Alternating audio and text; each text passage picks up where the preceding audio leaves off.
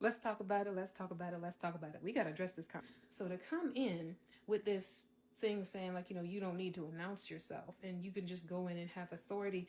That is, in all honesty, and please hear me, that is a very arrogant way of going about life. Woo, y'all. Let's talk about it. Let's talk about it. Let's talk about it. We got to address this comment. Before I do, first, I want to say thank you all so much to the outpouring of love. I was so happy to be able to create that video. One, because of the footage, and I had it, and I love editing, but also the storytelling aspect of it. The overwhelming love and joy and appreciation and kindness. Shout out to y'all, and then also sharing some of y'all's experiences. Listen, y'all, it's more going on out here than what most people think. So shout out to you all for that. Another thing that I do also want to note as well, while I am so grateful for the discussion and the discourse that has kind of come up from this, I want to just gently clarify, I do not consent to anyone doing any sort of creative stitches or interpretations and monetizing off of my content and my footage without my express consent. So just there's that. And it's mostly because my experience going into Egypt was such a sacred experience. It was a returning home type of feeling, but also a space to grow, to learn, but then also to appreciate and respect the spaces that I was entering into. So actually having consent, not taking my content and then, stitching it and monetizing off of it, y'all. Very weird. Let's not do that, okay? Let's not. Now let's get to it. Let's get to the spice. My word. What in the world, y'all? Okay, so for context, because a few people did ask, where I am when it comes to my spirituality, when it comes to my understanding with God, I love God dearly.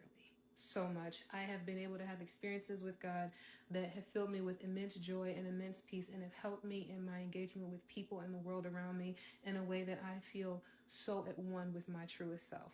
Which is also why this type of comment and this type of thinking is something that I did want to address. And I know people tend to be combative when it comes to these things. So my hope, my intention, my heart behind this, I hope that you would receive what I'm saying in a way that you are receptive.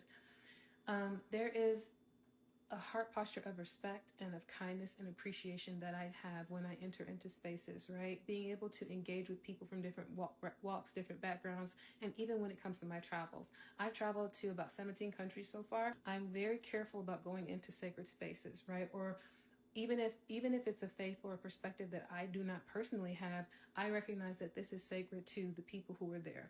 When I came into this context specifically, the spirit that I felt did not feel evil or demonic. It felt like a guard, right?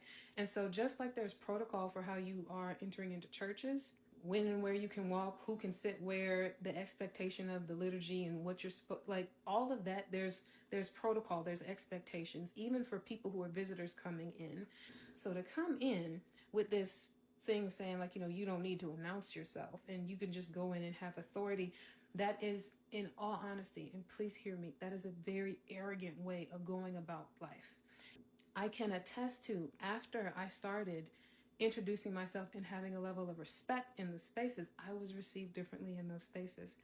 And while you can have your perspective and you can have your beliefs and things like that, having a level of room to be respectful of the beliefs of other people and not just categorizing it as something demonic and evil that you need to take over. I've been to Buddhist temples. I've been to Shinto shrines in Japan and walked through the Torii gates. I have been able to be in other people's spaces. I've been to the Holy Land and in the various places there.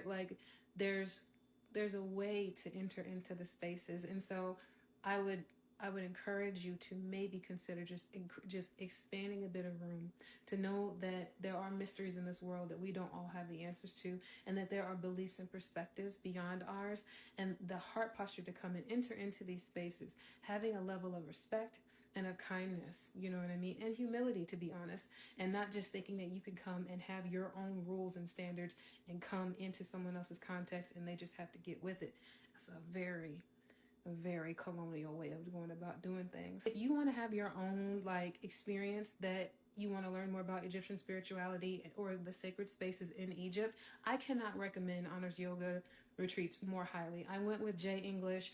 He is that guy. You know what I mean? The connections that he has there, you're able to pour into the local community. I felt incredibly safe, very well taken care of. And then being able to dialogue about and learn about the spaces and the spirituality was just amazing. It was.